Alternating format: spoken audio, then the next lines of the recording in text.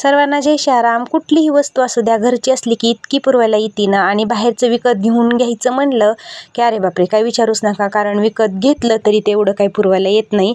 आता ते काय तुम्हाला मी सांगतेच. तर आमचं झालं होतं बघा गहू ते विस्कटून, आणि गहू विस्कटायचं झाला मग थोडासा टाईम होता म्हणून मिरचीचं रोप आणलं होतं फडातल्या बागेतलं उपटून, आणि मी एवढं मोठं टाकलेलं होतं आपल्या गोट्याकडल्या रानात, पण ते काही उगवलेलंच नव्हतं.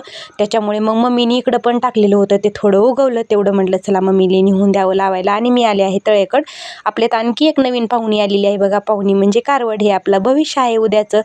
म्हणजे की कारवड संगोपन हे दुग्ध व्यवसाय असला की कारवड संगोपन हे करावंच लागतं, आणि ते चांगल्या प्रकारे केलं की आपलं भविष्य म्हणजे आपल्या कारवडी संगोपन आणि कारवडी व्यवस्थापन करावेच लागते. आणि आपली ही गाय वेलेली आहे बघा. गायनं खूप सुंदर असं कारवड दिलेलं आहे.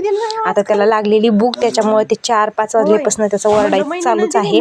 इकडं मग चला म्हटलं आपलं ज्वारीतनं पेरपटका मारावा. धाराही काढून झालेल्या होत्या, आणि ज्वारी कुठं कुठं उगवली कुठं नाही उगवलेली असं आमचं चालू विचार. हे मोडूनच टाकायचं, कारण रेषा ओढून टाकलेल्या सुद्धा पाखरांनी का कशानं उकरून खाल्लेलंच आहे. आणि इकडं मग पिंकलरनं भिजवायला चालू आहे. आता वापशाखाली सगळं पिरूनही टाकायचं आहे. तर असे असतात बघा सतत नेहमी डबल कुटाने. तर मग असा होता आजचा मिनी ब्लॉग. कसा वाटला, लाईक शेअर आणि सबस्क्राईब करायला विसरू नका. बाय.